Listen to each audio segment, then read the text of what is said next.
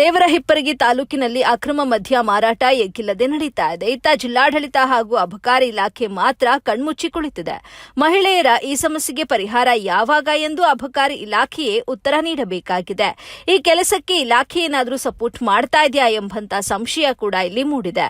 ಅಕ್ರಮ ಮದ್ಯ ಏನಾದರೂ ತಡೆಯದಿದ್ದರೆ ಇಲಾಖೆಗೆ ಬೀಗ ಜಡಿದು ಪ್ರತಿಭಟನೆ ಮಾಡುವುದಾಗಿ ತಾಲೂಕಿನ ಮಹಿಳೆಯರು ಎಚ್ಚರಿಕೆ ನೀಡಿದ್ದಾರೆ.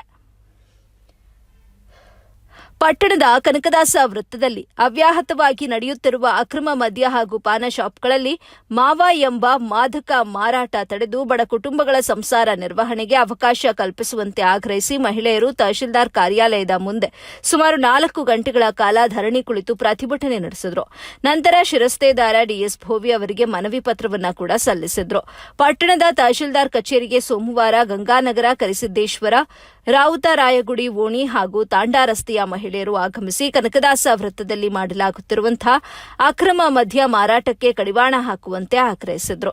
ಈ ಸಂದರ್ಭದಲ್ಲಿ ಬೋರಮ್ಮ ಜೋಂಡಿ ಮಾತನಾಡಿ, ಅಕ್ರಮ ಮದ್ಯ ಹಾಗೂ ಮಾದಕ ಮಾವ ಮಾರಾಟಕ್ಕೆ ಪಟ್ಟಣದಲ್ಲಿ ಈಗಾಗಲೇ ಹಲವು ಯುವಕರು ಬಲಿಯಾಗಿದ್ದಾರೆ. ಇದಕ್ಕೆ ಕಡಿವಾಣ ಹಾಕದಿದ್ದರೆ ನೇರ ಹೊಣೆಗಾರಿಕೆ ಅಬಕಾರಿ ಇಲಾಖೆ ಮತ್ತು ತಾಲೂಕು ಆಡಳಿತ ಹೊರಬೇಕಾಗುತ್ತೆ ಅಂತ ಎಚ್ಚರಿಕೆ ನೀಡಿದರು.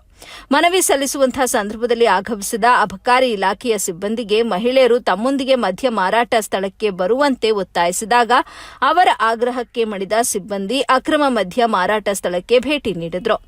ವರದಿ ಅಮೀದಾ ಮುಲ್ಲಾ, ಎಬಿ ನ್ಯೂಸ್, ದೇವರಹಿಪ್ಪರಗಿ.